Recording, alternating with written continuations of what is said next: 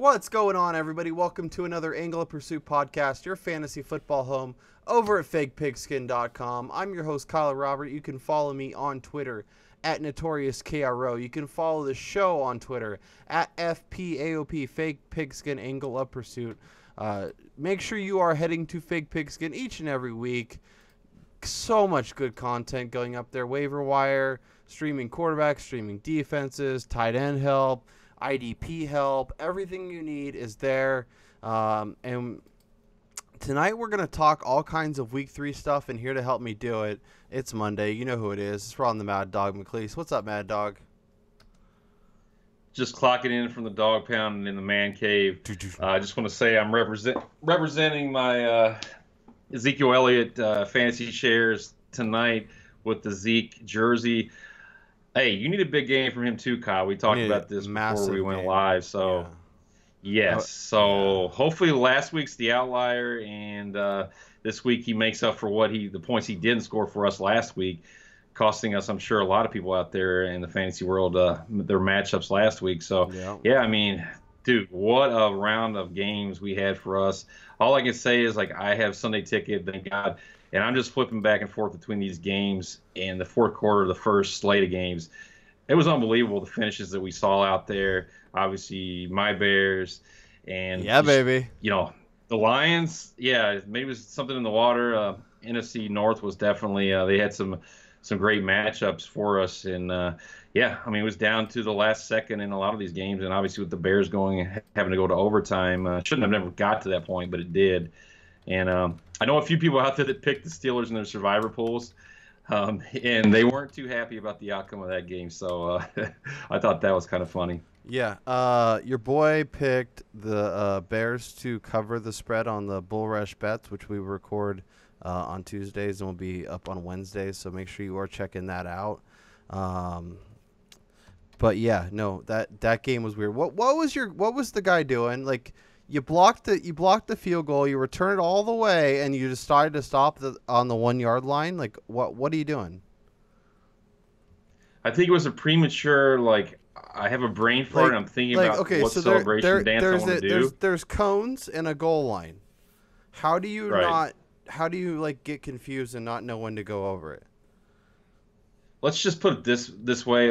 My wife is not a football fan, but I was actually upstairs watching this one on the big screen, and we had just put my son down. The moral to the story is, I was starting to yell, throw things at my TV, and obviously I got yelled at because she's like, if you wake him up, you're going to be dead. And, seriously, I had to go downstairs and, mute myself and, have a cold one because I was so frustrated with Marcus Cooper. And, it kind of reminded me, the Leon Lett type of play. But also, do you remember Deshaun Jackson on the offensive side doing the same thing with the ball flip? He flipped and, dropped it. I've seen enough knuckleheads drop it short. Just stop? I don't get that. I don't get that at all. Well, kudos to Vance McDonald for chasing him down. A tight end chased him down. Right. That's even more disrespectful. You got Marcus Cooper. You got to pass out of this one. And if they had lost that game, it's all on you. Obviously we needed those 4 points. And then, the flip side is the Bears still have an opportunity, with them reviewing that play. They put the ball on the 1 yard line, no time left, basically. And what happens? False start on the offense. That was the weirdest series of plays. They get down there. First they don't score. Then they call illegal touching by the Steelers, who basically hit it out of the back of the end zone. So instead of a safety, instead of a touchback, it's on the 1, and then they false start and kick a field goal. This is all going on when everybody thought it was halftime, and half the Steelers went into the locker room, and the other half, they ended up having to come back out. And it was I literally it was on one of my second TVs, and I was just trying to figure it out for 12 minutes, and I just literally I had no idea what was going on. Kyle, I couldn't figure it out either, but I think it was karma, man. For these Steelers players to stay in the locker room before the game for the national anthem, and then they had to come back out after this all ensued, and just the madness that was this Marcus Cooper play, the non-touchdown that should have been a touchdown. So, hopefully he learned a lesson from that. And again, the Bears just escaped with a win, and they're lucky. But they're They a different should be. team when they They play should at be home. 2-1. They should have beat Atlanta. Then they beat Pittsburgh. They could easily be 2-1 with the win over the Steelers and a win over Atlanta. Like maybe the Bears at home at least aren't a train wreck. Woulda, shoulda, coulda, Kyle, and all I can say is that schedule was rough. So Yeah. I'm not being that optimistic. But we'll talk later about some Bears players. Oh, got it. This is the Bears podcast. We have to talk all Bears all the time. Yeah. So 2 hours of Bears. Oh, nobody tops that. This is just your Bears home. Well, Okay, we just lost all our viewers. Yeah. Everybody stopped listening. Everybody turned off the podcast, threw their phone in the river. Oh, it's okay. 3 quarterbacks balled out on Sunday. Russell Wilson, 373, 4 touchdowns. Kirk Cousins, 365, 3 touchdowns. And my boy Andy Dalton, I know his yardage total wasn't as good, but considering where he came from in the first 2 games, including a 5-turnover game against Baltimore, 212, 2 touchdowns. They got a little conservative once they got the lead, and I think that actually cost them the game. But, going forward, these were all 3 guys that really struggled through 2 weeks. Who do you trust the most to kind of continue this and be reliable option kind of on a week-to-week basis? For me, I think it's going to be Russell Wilson, just because we know what he's capable of doing once he gets that engine warmed up and he's firing all cylinders. Yeah, I mean, Doug Baldwin was a little banged up coming out of this game. Lockett didn't really do too much. In obviously the running back situation still, I mean, it's Carson's game. It's Carson's job to lose right now. But yeah, there's still question marks. I'm more optimistic seeing Wilson hook up with Jimmy Graham. I think he had 7 receptions for 70 some yards. That's something positive to take out of this game. And I think he can build on this. I think the whole team can build on this. And then, like I said, Lockett didn't do too much. So Paul Richardson's still a guy that can make some big plays down the road for this team. So they have a lot of weapons. And I guess you could say the same thing about the other 2 quarterbacks. I know you're probably going to take Dalton in this one, but for Cousins, I really no shot. Yeah, really. Oh God, we got a Dak touchdown. I thought that was Zeke. Sorry. I have the Cowboys game on. Hopefully, we'll get some fantasy. You got me excited here, Kyle. I know. Prematurely, I saw a guy running and flip excited. it into the end zone, and I thought it was Zeke, and I was like, all right, and then it was Dakota. Yeah, he's not good. Anyways, I think Cousins is my guy. I like Wilson a lot, and it was really nice to see him play well here. Like you mentioned, getting Jimmy Graham involved. Obviously, Doug Baldwin was having a massive game. Hopefully, he'll be fine going forward. Just the weapons Wilson has. This would have been the 3rd year in a row where he started off really slow and kind of picked up steam as the season went along. So I like Wilson a lot. I actually just traded for him in one league because I was excited, and I'm happy I did, because if I would have tried to do it after this week, I don't think I get the deal done. And Kirk Cousins was my quarterback start of the week, so it was great to see him ball out, and a guy that I'm excited about going forward, and I think we'll have some big weeks. I think these guys could be 2 of your top 5 come season's end. And Andy Dalton's fine, and we'll talk about him later. He's got a real nice matchup against the Browns, so hopefully he can build on this week's performance and keep it going. Speaking of quarterbacks that you have to rely on the rest of the way, Case Keenum.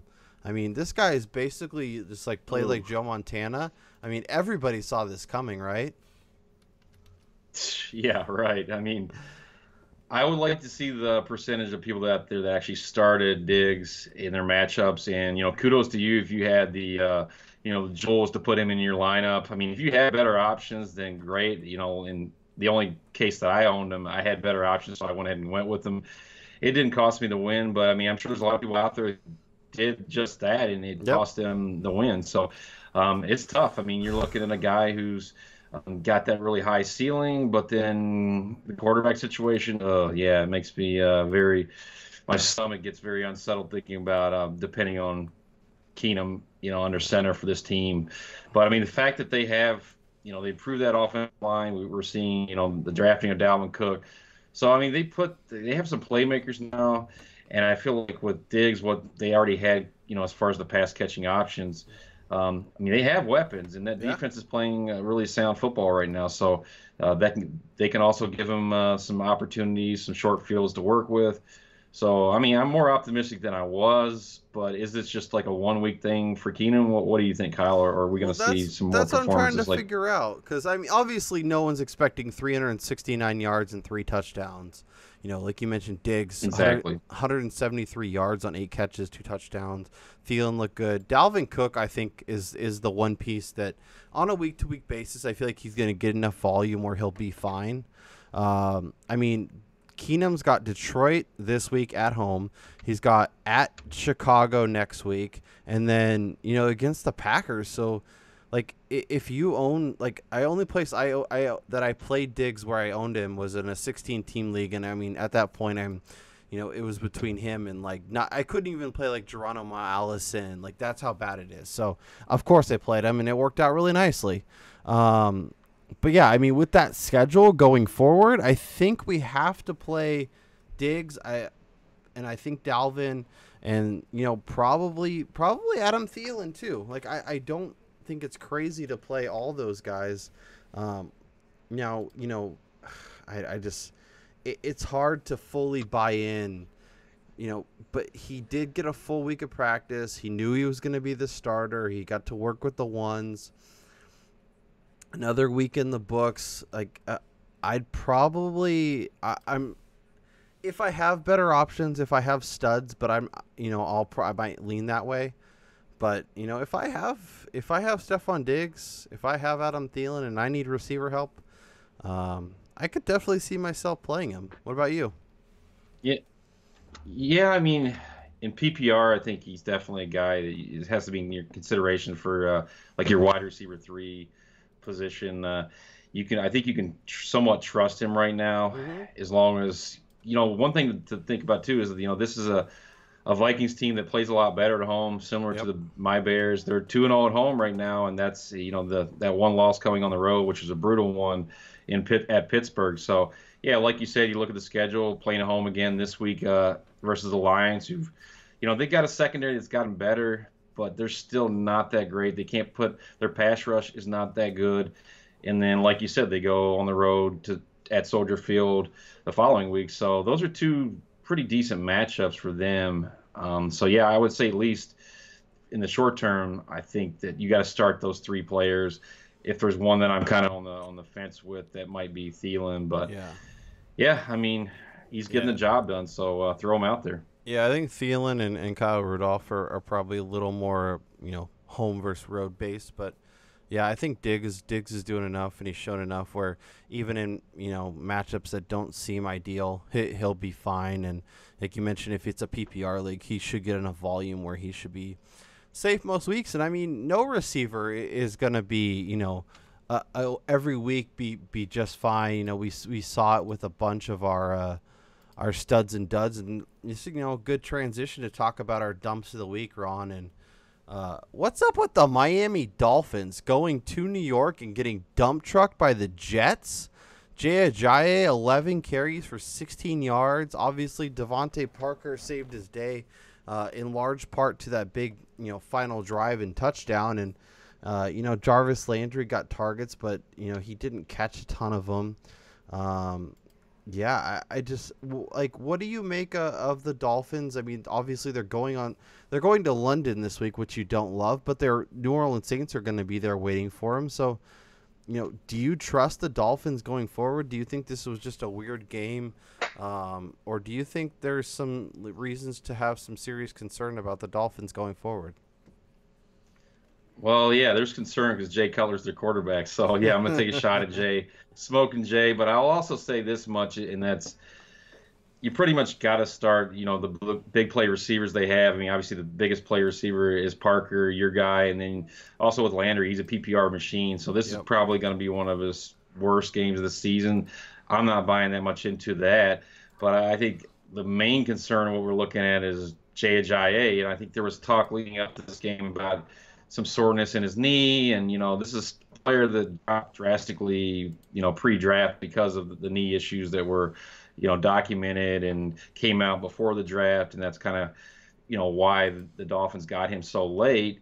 So, I mean, that's concerning if it's something that's going to be more than just a 1 or 2 week thing. If this is going to be a knee thing he's going to be dealing with and like playing through or trying to play through and got through throughout the season, that's going to affect his productivity, just how many yards he puts up there. And then I kind of feel like he never really got going in this game, and his numbers show that. Yeah. But yeah, it was a brutal game for Jay Ajayi. Hopefully, again, it's kind of goes down as the outlier, but there's definitely cause for some concern. Yeah, I mean, obviously the first game against the Chargers, he looked amazing. Next game, he was expected to have a monster game here again, and it wasn't great. So, yeah, I'm really curious. I think this week's going to be really telling. As we talked about Landry, like, if you're in a PPR league and you own him, like, I know this week 6 for 48 sucks, but week 1, 15 targets, week 2, 11 targets. From a PPR monster, that's all you can ask for. 26 targets through 2 weeks. He should be heavily involved once again, and I think Jay Cutler can do enough to keep him. So, if they go to London and struggle again, like I might start getting a little more concerned, but I expect them to play well and kind of rebound from this awful performance. Talk to me about your dump of the week. Oh, my dump of the week. I was really expecting big things this week from Marshawn Lynch. And you talk about taking a dump. I just felt like they were kind of easing him into the role, having had a whole year layoff. And I felt like this game, being the Sunday night game, would be one where they would come out and they would, try and feature Marshawn Lynch in this offense. And they didn't do that at all. I mean, well, again, he never got going. 6 carries for 18 yards, 3 yards a carry. And it was brutal. And only 1 catch for 8 yards. So, yeah, it's one of those things where I expected a lot more from Lynch, and he really hasn't got that volume yet. I think that's my main concern, not really just the terrible game that he had. It's where's that volume, man? I mean, he's had It's not coming. 36 carries. It's not coming till probably midseason. And that was one of my biggest concerns with him kind of coming into the year is, I didn't see 20 carries from him. I didn't see him being super effective. I mean, he averaged 3 yards a carry, which is, underwhelming to say the least. The whole Raiders offense as a whole, across the board was a mess. Mari Cooper, my sit of the week at wide receiver, was 1 catch for 6 yards. Obviously, Crabtree got crushed towards the end, but he was pretty bad. Just the whole offense is, it was just a mess. And, I think I'll be curious to see your thoughts, but I think this is a blip. I think the Raiders will be fine. They do have a tough matchup this week at Denver. But, I think going forward, Derek Carr, Mari Cooper, Michael Crabtree, assuming he's healthy, will be fine. I don't love Marshawn, and Jalen Richard has looked pretty good through first couple games. But, do you have any serious concerns about the Raiders going forward? I wouldn't say serious concerns. I'm kind of with you that this is kind of going to kind of be the outlier for them. I mean, they had week 1 and week 2, they came through. There were big performances, by Crabtree, week 2. Cooper was pretty solid, and he just kind of like completely disappeared in this game. And I'm kind of concerned about week 4 at Denver. That's a tough matchup. But I think Simeon's kind of coming down from that high, and he's going to be more in line from the player that we saw last year. So there's some questions with that Denver offense too. So again, this is a heated division rivalry game, and I feel like the Oakland Raiders are going to be ready to come back strong and bounce back. So again, it's hard to bench any of these offensive pieces that we've talked about with the Raiders. I think I'm starting all these guys, barring any injury updates on, say, a guy like Crabtree. But, I mean, if you got Cooper, you're starting him. Lynch, you got to be starting him unless you really are deep at running back. And you got to hope that he will bounce back. And, again, this is a game that means a lot to them. Mm-hmm. And I think he's going to be, a lot better moving forward. I'm probably higher on him than you are. So I don't know how you feel about Lynch. But yeah, and I wasn't a big fan coming in. I don't have any shares, so I expect him to be better. I don't like him this week, obviously, against Denver, but I'm with you. The passing game should get much better, and I actually like Simeon coming home. I think he'll be fine. I just think that game at Buffalo was a little weird, and he'll have his moments. He's not an elite guy by any means, so he'll have plenty of games, especially on the road where he doesn't look good. But I think, this week against this Raiders defense, I think he'll be fine. You mean he's not the next John what? He's not the next John Elway? No. I mean, if Case Keenum not ready to anoint him. Case Keenum versus Trevor Siemian, next John Elway versus the next Joe Montana. I mean, I cannot wait. I want to see both those guys on the field. Let's talk some other news and whatnot. Joe Mixon. It looks like he is the guy now. 18 carries, only got 62 yards against the Packers, but Jeremy Hill only had 7 carries. Gio Bernard only had 3 carries. If you can get Mixon in redraft leagues, I think you should try and do it.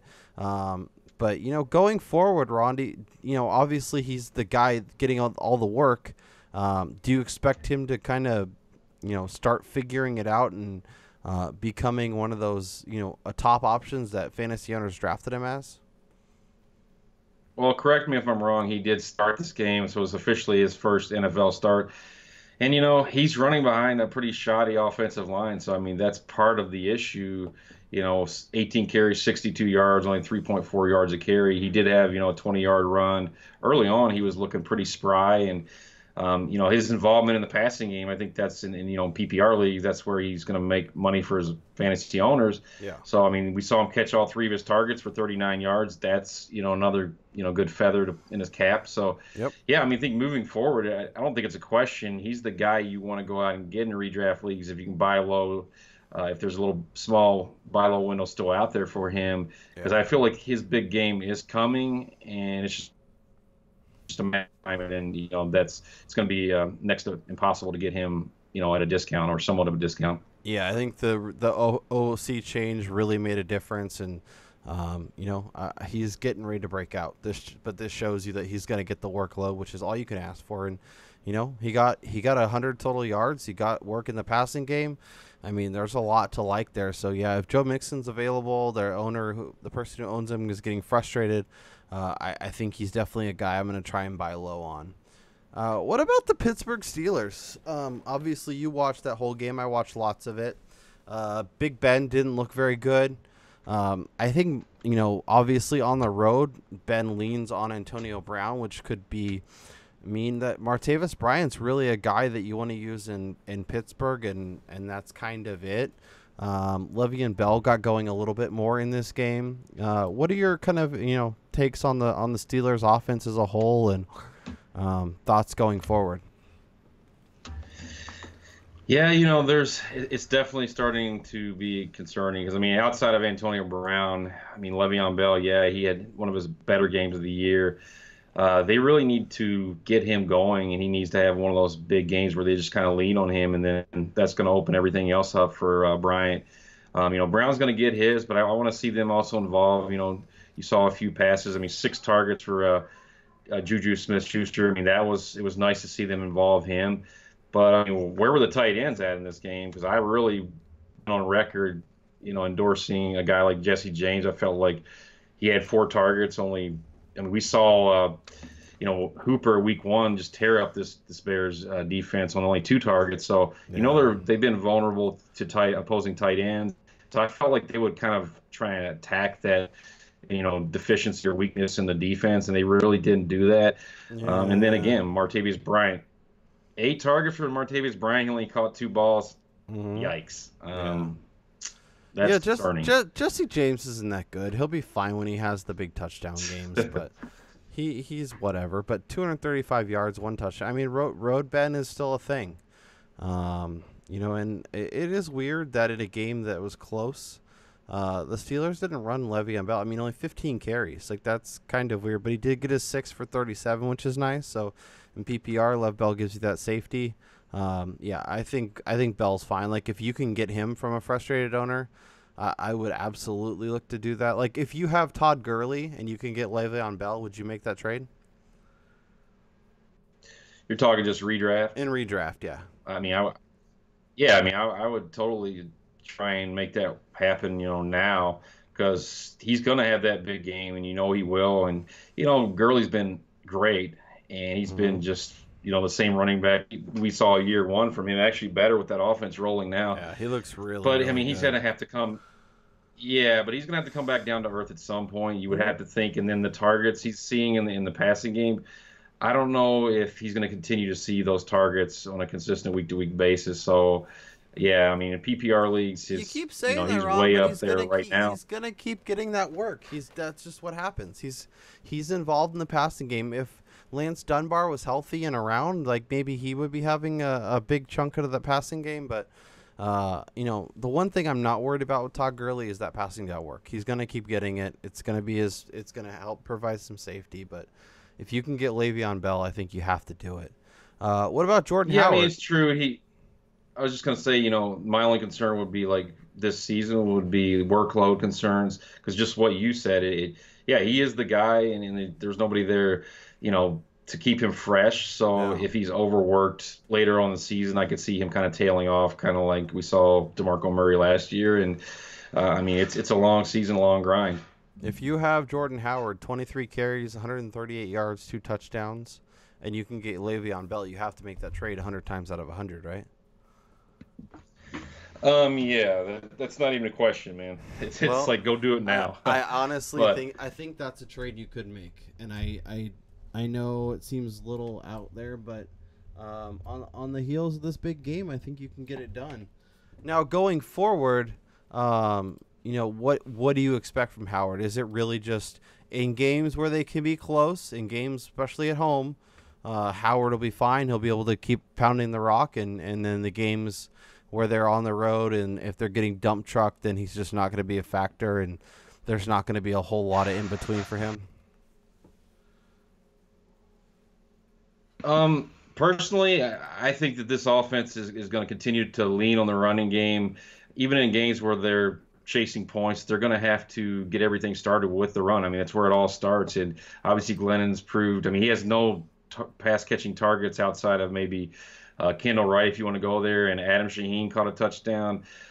So yeah, there's really nobody there consistently that's going to make big plays for this, for the Bears. So they have to lean on the running game, and they have the line to support that and kind of let that be their blueprint for moving the football and scoring touchdowns. So I think they're going to continue to do so. And with Jordan Howard, I just said it's a health factor thing, and he's gutting through it. He's playing hard. 23 carries. So, I mean, he's got that volume this week. And then also, I think more, surprising to me was the, 5 receptions on 5 targets for 26 yards. So, he could have honestly had that third touchdown, or he had the second touchdown at the time right before the half, had they not had the false start penalty, which moved him back. So, yeah, I'm optimistic for Jordan Howard, and I feel like there's going to be value for him, a lot of value. And then Cohen's going to also be a guy that people continually keep kind of writing off. But, I mean, he can be like a Chris Thompson-like type player for you and provide that same type of value. Yeah, in PPR leagues, I love Cohen. He's just so safe. He's going to be so reliable, and should have a plenty of workload when he's in these kind of games. But yeah, I think when they're at home, I think they can keep it close enough, and I think Jordan Howard could be a guy. So I don't know, maybe just use him at home and see where it gets you.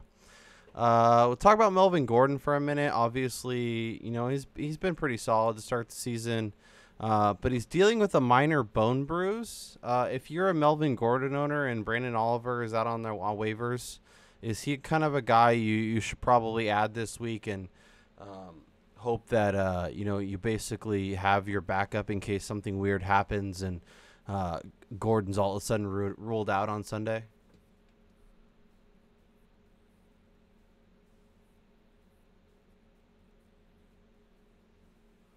Your mic's off. We were talking about it before the show. This is not a good week for the waiver wire. I mean, yeah, there's some shots you can take, but I'm really not liking Brandon Oliver. I think that you may be able to find some other value elsewhere, and maybe a hedge to maybe your Ty Montgomery. If you doubt him, maybe go out and pick up a Jamal Williams. I think there's some other running backs that I think I would take shots on before I go out and add Oliver. I just don't think there's anything special to his game. He's a jag in my book, Kyle. No, yeah, no, I totally much... agree. I totally agree with you there. But in redraft leagues, if I own Melvin Gordon and I just want to be able to kind of play it safe and have a fallback plan in case Gordon can't go for some reason, I'm absolutely picking up Brandon Oliver. I'm telling you to do that.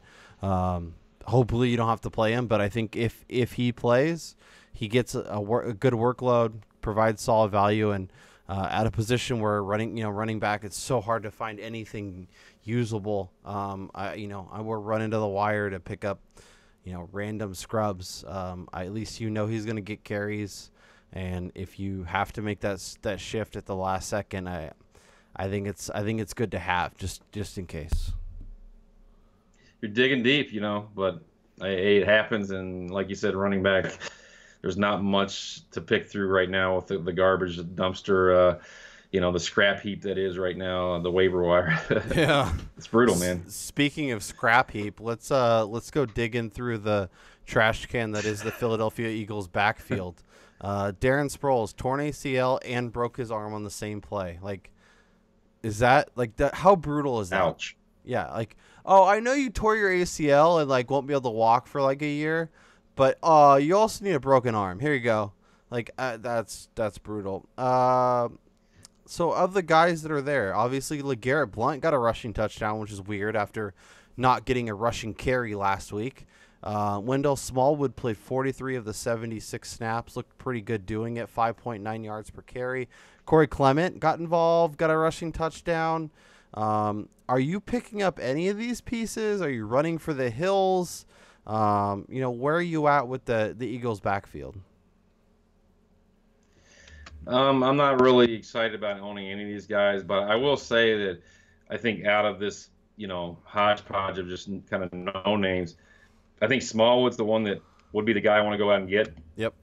He did run good against that Giants defense, and 12 carries, like you said, 71 yards, 5.9 a clip. I think I have more faith in him getting looks, and also being involved in that offense. I mean, this was Sproles' kind of like swan song anyway, so yeah. It sucks that he's going to go out this way. But I mean, if there's anybody that benefits and could earn a much larger role, I think that guy Smallwood. With Clement, I don't think he's durable enough. He was already banged up coming into this game. He did score the touchdown, but, also he's a rookie, kind of just still learning that system and that playbook. So, yeah, I mean, Smallwood's second-year guy. I think that would be the target for me moving forward. And particularly this week, to go out and get if you need running back help. Yeah, and he's widely available, over 90% available in Yahoo leagues. Got 2 targets in the passing game, so if they're looking for someone to kind of jump in on that passing game work, he could get some looks there. It's going to be a mess. It's not going to feel great playing him, but if you need running back help, I think he's one of my favorite names to target. Now let's talk about another mess of a backfield, and that would be your Baltimore Ravens, where just when we thought Javorius Allen was a safe guy, a guy to target, he goes. They talk about dump of the week. I mean, they just left it all in the field in London. Javorius Allen 8 carries for 15 yards. Terrence West 6 carries for 26 yards, and Mr. Alex Collins, I just got cut by Seattle, picked up off the practice squad, goes 9 carries for 82 yards. Obviously, it's a huge mess, but do you think it was a product of Collins really being that good and he's a guy that could get serious carries going forward? Do you think, the game was out of hand, the Jags stopped trying, and Collins was able to kind of do what he wanted to do at the last, end of the game? Do you like any of these running backs going forward? Talk to me about them. No, I mean, I don't trust any of these guys. I mean, Buck Allen was a guy I was a lot higher on than some people. And, it's the receptions. I feel like he will still get that work regardless. Not a great week to, break down any, Ravens, running back right now or skill position player for that matter, because it was just, like you said, I don't think they ever got off the plane, and they just, it was brutal. my take would be, I mean, this is like London's, NFL team, so I don't know if they like go there and they just play up Yeah, and they feel like they're playing a home game. Blake Bortles is just like a rock star over in London. It's like, just leave him over there. Let him win the Super Bowl. Right? Play all your home games in London. We're okay with that, selfishly, for the Bortles owners out there. But yeah, with Alex Collins, he definitely showed better than any of these running backs this week. But I don't know that there's anything to hang your hat on. Again, I think it was a product of the matchup, kind of the game script with them. Obviously falling behind so far early, and then Jacksonville kind of just resting on their laurels, and just in the second half, and you have to think that that's probably what it came down to. And then Terrence West was kind of banged up coming into this game as it was. So why, when you're down that big for Baltimore, I mean, they're already pulling Flacco out because he just sucks. But I mean, why would you put West out there in the second half anyway? I mean, if he's banged up, and if Allen's your guy, same thing with him. I mean, give the ball to Collins and let him and see what he can do with it. So I think that's kind of how it played out this particular week. Yeah, I'm 100% with you there. If you could own, who's your number one option between the Ravens and the Eagles backfields, and who's your number two option if you could pick up any of them? I think the number one for me, it's not even really close. Well, right now, I'm assuming that Buck Allen's probably already picked up in the majority of competitive leagues. Don't assume that. I'm going to say if you can pick up any of the running backs, is Buck Allen your number one? It's going to be Buck Allen number one, and I would say a close second would be Wendell Smallwood for me because of that offense. I think he's going to get more opportunities to score than Buck Allen does moving forward, whereas Buck Allen's going to give you the higher upside or ceiling, I should say, or floor, just because of in PPR, because of the receptions and his passing game chops there. Yeah, no, I'm 100% in agreement. Buck Allen's my favorite. Wendell Smallwood's my second. If you're in a standard league, maybe Smallwood makes more sense. And if you went that way, I wouldn't blame you. But for me, it's Buck Allen number one. It's Wendell Smallwood number two. Let's play a little Hold'em or Fold'em, Ron. We got some interesting names out here, and this is more of a if you're in a redraft league and you're looking at the waiver wire. Is Cam Newton a guy that you're ready to fold? I mean, we already got Greg Olsen out. Kelvin Benjamin got hurt Sunday. They're saying he avoided structural damage, but, could miss a couple games. They lost their center, Ryan Khalil, so that offensive line that already had some interesting, question marks, just got a lot worse. If you're looking at quarterbacks, you're looking at, Trevor Siemian. We'll talk some other names here in a little bit. But if you can pick up a better streaming option, is it time to say goodbye to Cam Newton? He's been brutal, but I think, again, this is a guy that's coming back from an injury. He's obviously not in sync with this offense. He's having to, learn an offense that they're just trying to, cater to these new offensive, shiny new toys that they have, with the McCaffreys and the Curtis Samuels. So to me, I'm going to be a little more patient with him. Having said that, if I have another player I can drop and kind of just, sit Cam on my bench and have him take a seat and just let him marinate until, the real Superman comes back and appears out there on the field, I think that's probably what I would do, is bench him in the short term and try and find one of those other options, to kind of get you through weather the storm that is right now the Carolina Panthers quarterback situation and just offense really in general, just kind of stuck in neutral. Yeah, I mean, if you really have a deep enough bench, I don't hate that idea, but I'm perfectly fine dumping Cam Newton. I mean, his two best weapons are out. His center's out, which centers make huge difference. If there's a plenty of names that we're gonna talk about on Week 4's waiver wire, I would pick up a lot of them over Cam Newton. And I mean, if you have better options, definitely willing to say goodbye. And he's not really running either, and that's nope. burn. And if he's banged up and is dealing with a little more injuries, they're going to try and protect him. Obviously, he had the rushing touchdown on Sunday, which kind of helped. But yeah, he's not. They're not. The design runs aren't there. All that stuff. So Yeah, he doesn't look good. What about Tyler Eifert? Dealing with another back injury. They're saying he's expected to miss multiple weeks. Tight end's already a mess as it is. You really are just looking for guys that have a safe floor or can catch you a touchdown. I think if you own Tyler Eifert, I know you paid a higher price tag on draft day, but I'm perfectly fine folding him and sending him out to the waiver wire. What about you?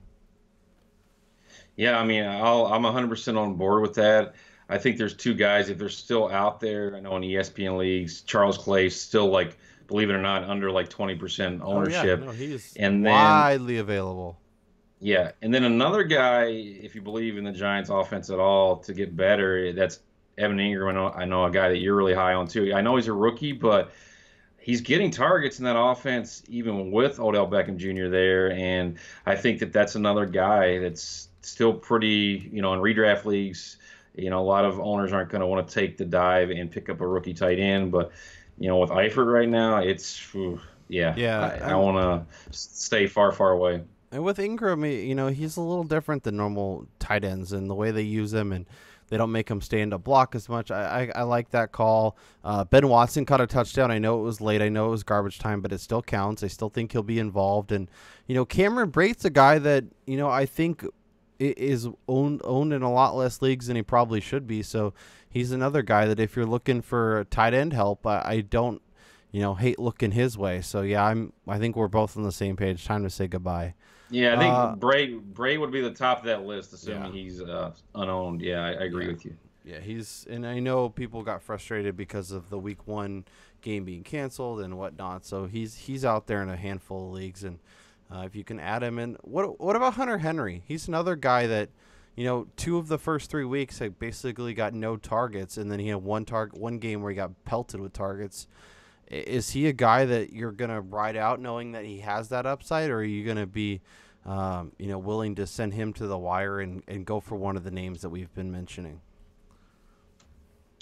It's hard to drop him right now, but, I mean, given, what we've seen from Phillip Rivers and just the lack of consistent targets coming his way, I mean, I guess I could be on board with dropping him. Again, maybe similar to my Cam take. If you can kind of just stash them on your bench, you have somebody else that you feel like you can drop and pick up, one of these tight ends we just mentioned that's out there.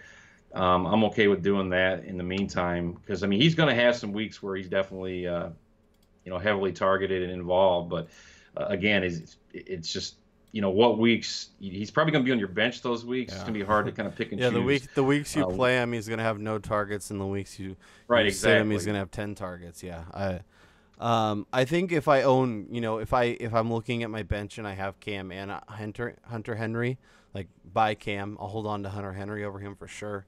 I'm with you. I'm trying to hold Henry if I can. I still think. I mean, don't drop. I was just gonna say, don't drop him for Mercedes Lewis, right? I mean, that would be crazy. I can't wait to see how much his ownership spikes after that 3 touchdown game. He is, that was the biggest fluke game ever. So don't go run out get him. But yeah, I'm trying to hold on. What about Samaje Perine? Obviously had his opportunity to kind of be the guy, and he's got the fumbling issues. He's now got a bruised hand. Rob Kelly's supposedly okay, so maybe he's back soon. Obviously, Chris Thompson looked like a monster on Sunday night. Are you still holding out hope that Perine can kind of take over the lead back role, or do you think it's gonna, too big of an uphill climb? And if you need to make room on your bench for another piece, is he a guy you're comfortable saying goodbye to? I mean, for me, I'm not really a Perine guy. Let's be real here, Kyle. 19 carries for 49 yards, 2.6 yards a carry. He got the volume, and it was brutal, man. Like, this is Chris Thompson's backfield right now. Obviously, he's not going to get a lot of carries, but I think when Rob Kelly comes back, he'll be that guy. And then I kind of like the guys we talked about earlier. I still like Buck Allen more than if Buck Allen's out there and I have Perine, I would drop for him. I would also drop him for Wendell Smallwood, believe it or not, moving forward. I don't believe that he's going to have any consistent role once Rob Kelly's back out there. Yeah, I think that's fair. I think I'm still trying to hold on to him if I can, just because of the running back landscape.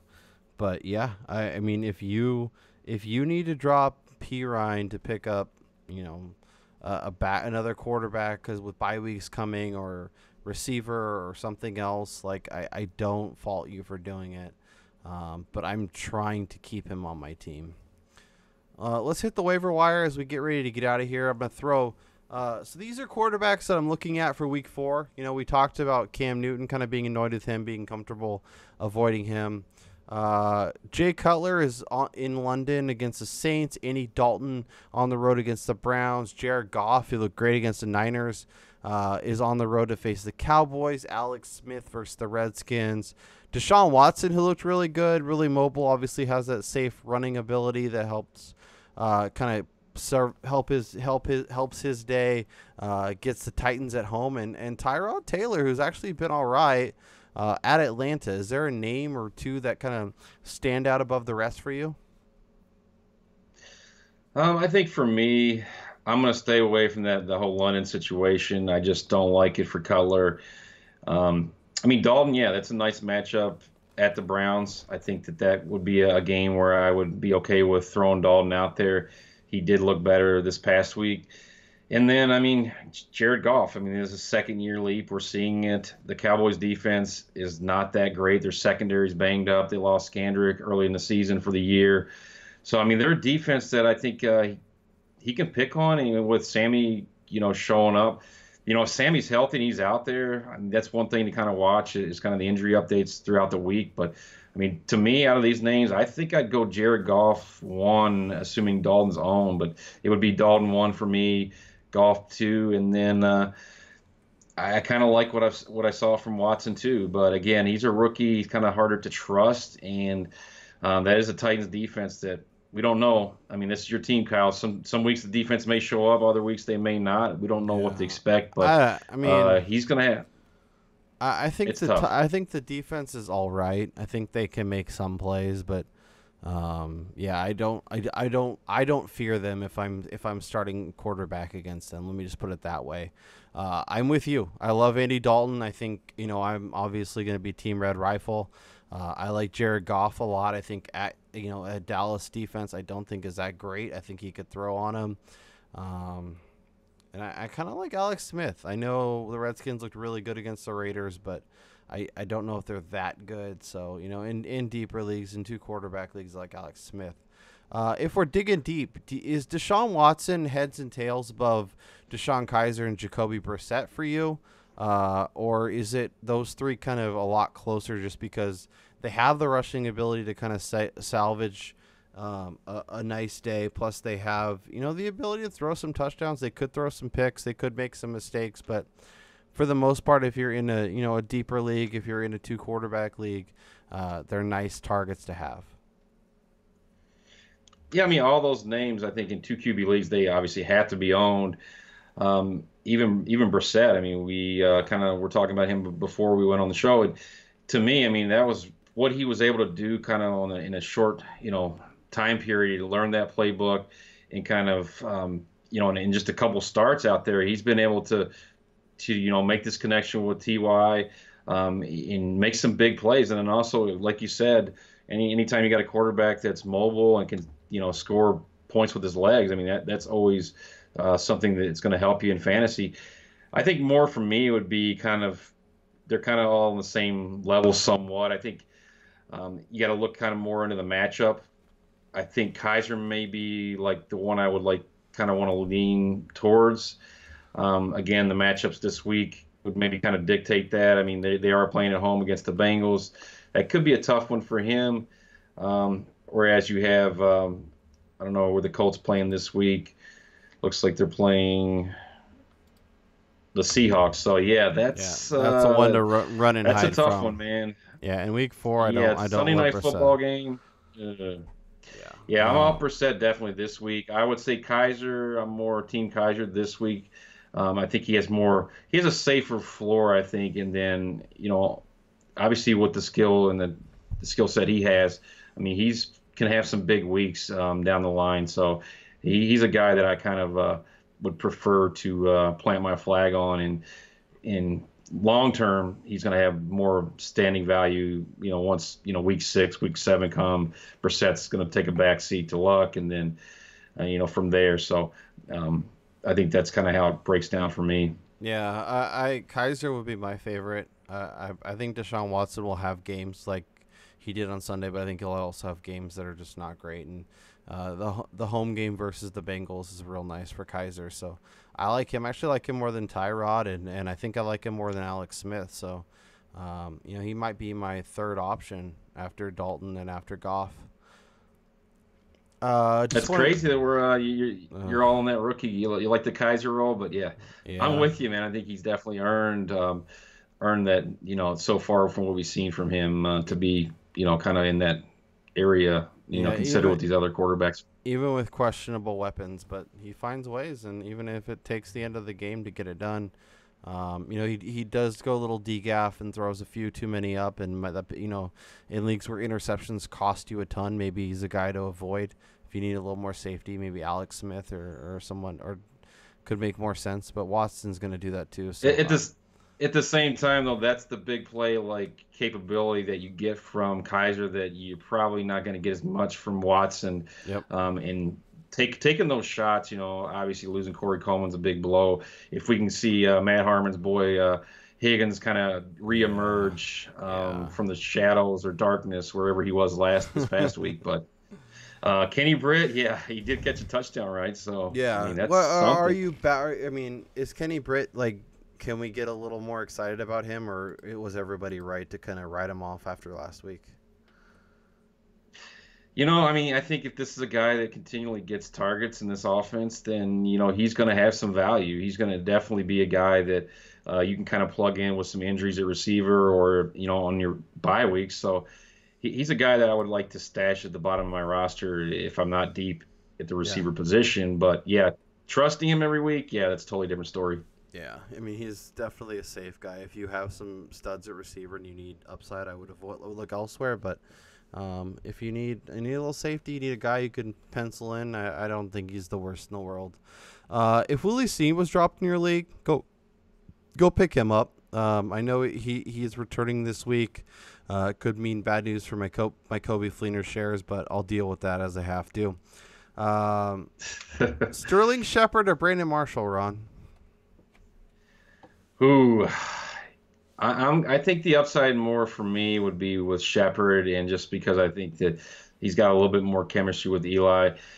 So I'm going to go with Shepard, and I feel like, again, with the age factor with Marshall, he's going to get banged up at some point in the season. So, this season, I think we're going to see more big games from Shepard than we will from Marshall.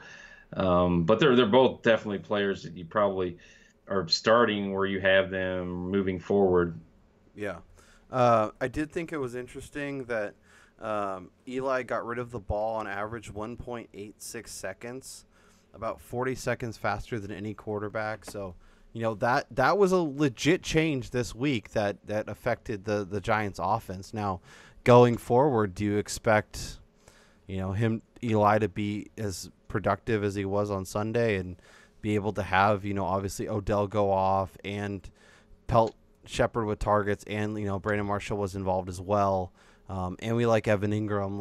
Do you think the Giants kind of figured it out a little bit offensively and they're going to be better going forward, or do you think this is a little more fluky and there's still a lot they have to prove before we can trust them all going forward?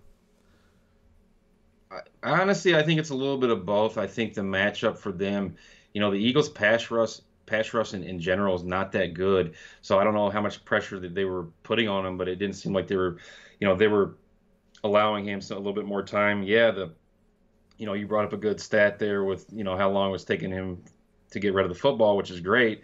And that's definitely something positive looking forward. So I think that it's a little bit of both, a little bit of flukish with given their opponent. At the end of the day, they lost the game. So, he still threw 2 picks. The Eagles secondary, I'll go ahead and just keep picking on them. I don't think that the secondary is that great. So, it is what it is. I think you got, a rookie picked off one of his passes, Douglas, I believe. And so to me, it's going to be a little bit better every week, I think, for the Giants offense. How much worse could they be than the way they opened the season, the first couple of weeks? So it's a positive sign moving forward for the team, I think. Yeah, I think it's definitely a positive sign. I like Shepard going forward. They have the Bucs this week on the road, and then they have the Giants, obviously, and then they have the Broncos and Seahawks. So you don't love those matchups, but against the Bucs, against the Chargers, are you using Sterling Shepard if you add him via the waiver wire this week? Yeah, I mean, I think this is a week at Bucks. I could see where this could be this game could kind of get out of hand. There could be a lot of scoring back and forth.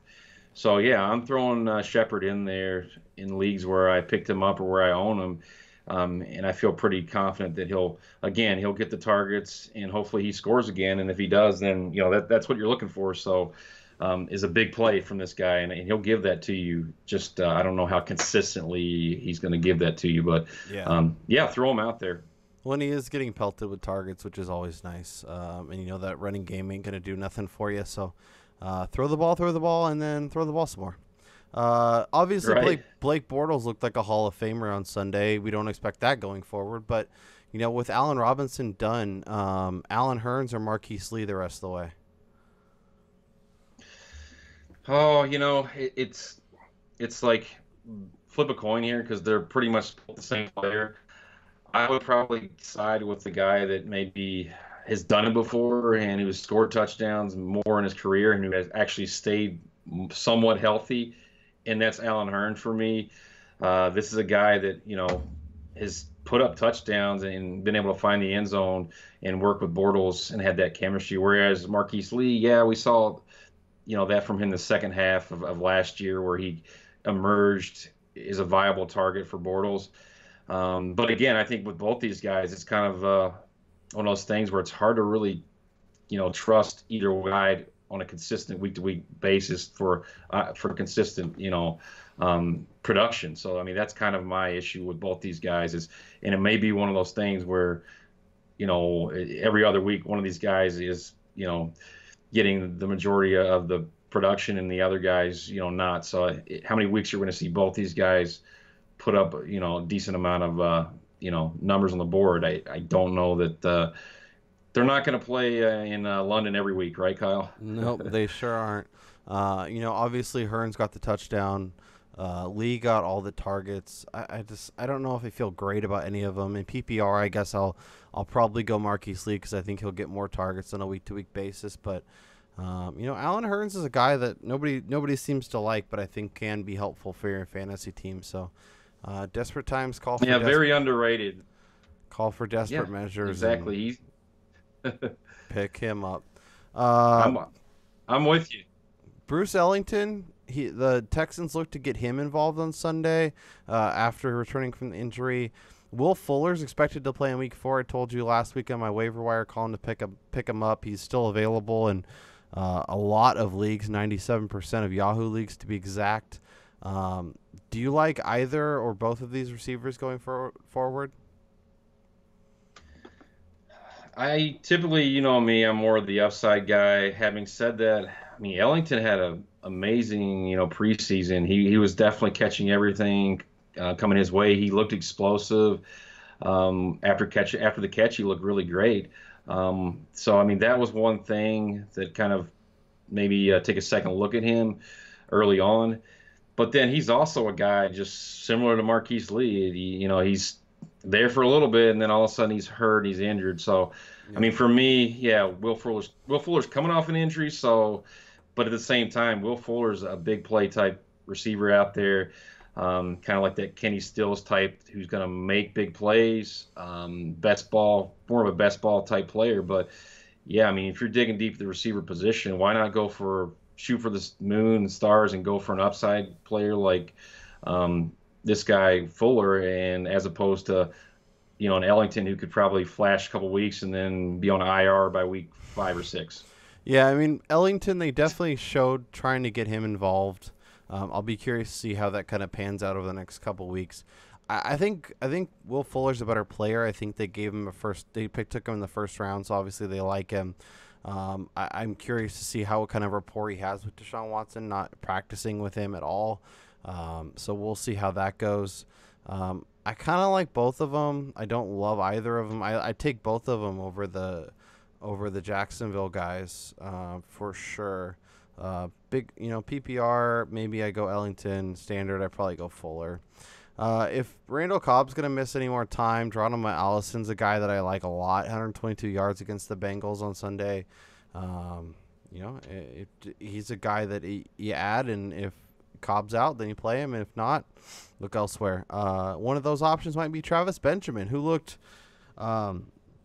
really good on Sunday. 8 targets, 5 catches, 105 yards. Obviously has that big playability, but the fact that he's getting 8 targets is really nice.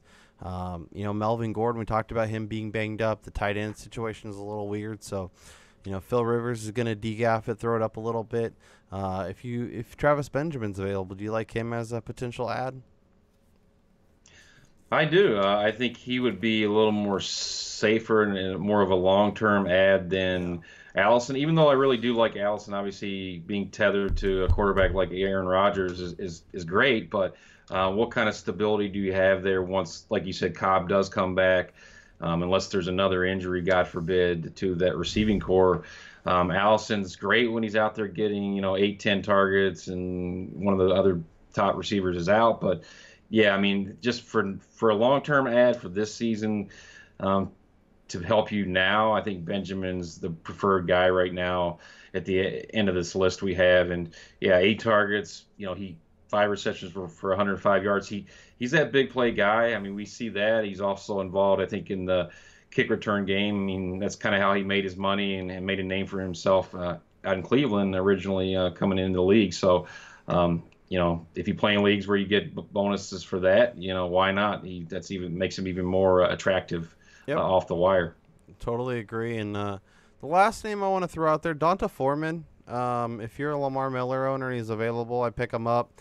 If you can kind of be patient and shoot for a long-term play, I'd pick him up. I traded for Lamar Miller in a league, and I'm really hoping that he kind of gets it together, but I was expecting big things from him on Sunday, and he really did nothing. And it's becoming more and more the Foreman show. If that flips and Foreman's getting 60-70% of the workload instead of Lamar Miller, that could be a play that ends up really panning off down the stretch.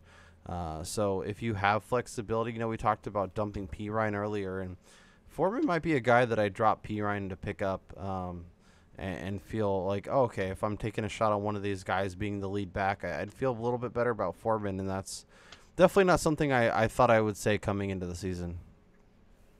I'm actually 100% with you on this call. I'll say one thing. Jason Braddock, he's wired into that Houston Texans organization covering the games there with them.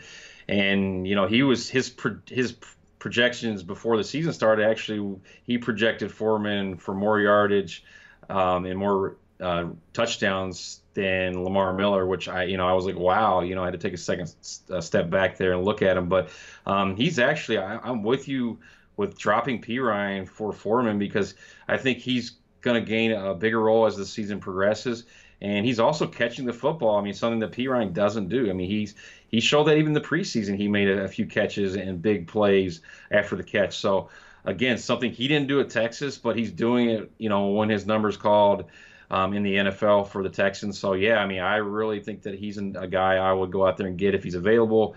And I'll throw out one more other name, and that's Jamal Williams. I know he hasn't even sniffed the field virtually at all this year, but I'll just say this. If you don't believe in Ty Montgomery and you feel like he's going to be overworked and I wouldn't say overworked and underpaid, but I don't know what his contract is. But if he's overworked, I could see him, them lessening his workload. Yeah, it's the Packers. They don't run the ball much, but come on, Kyle. 12 carries for 35 yards, 2.9 yards a carry. Yeah, but he also got involved in the passing game. He's going to be super safe. Yes. Ty Montgomery's a stud. Stop trying to make Jamal Williams happen. I like Jamal Williams' talent, but it's not this year. Not this year. Not this year. Not this year. Just stop. I think it will be this year at some point. Just stop. How about preemptive pickup? Do it now. Samaje P. Ryan will outscore Jamal Williams the rest of the way, and I know you hate P. Ryan, so we'll do that. No.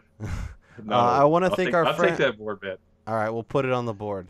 I want Put to it thank on the board. I want to thank our friends over at Draft. Check out playdraft.com/fakepigskin or download it from the app if you have not done so already. Put in promo code fakepigskin in Google Play and iTunes, whatever. When you download the app, you get a free $3 credit. Damian Dabrowski is writing up a play draft article each and every week telling you hit the guys that he's targeting. It's really cool, unique way to play DFS.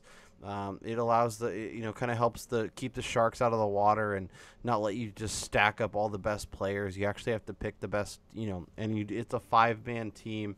You pick one quarterback, you pick 2 running backs, and then you pick 2 either receiver or tight ends. So it's a unique way. It's a lot of fun, and you can try it out for free.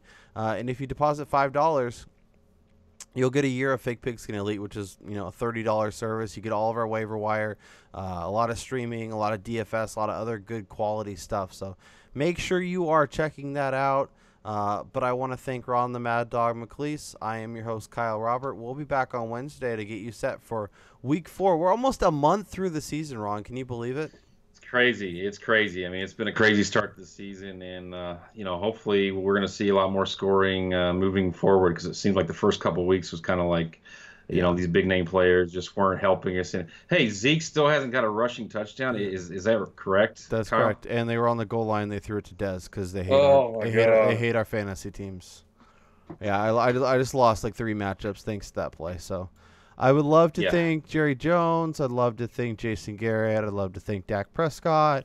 I'm going to throw up the X because that's where my teams are going to the just getting crossed out. So, all right, Ron, I'll talk to you next week. Make sure you guys are back on Wednesday to hang out. Make sure you are subscribed to the show. Make sure you're subscribed to the YouTube channel. Make sure you're subscribed to the podcast. Rate and review it while you're there. I'm looking for people who rate and review the show. I might throw you a free year-long Fake Pigskin subscription. So do that. Let us know, and we'll see if we can't help you out. But for Ron the Mad Dog McCleese, I'm Kyle Robert, and we'll talk to you guys.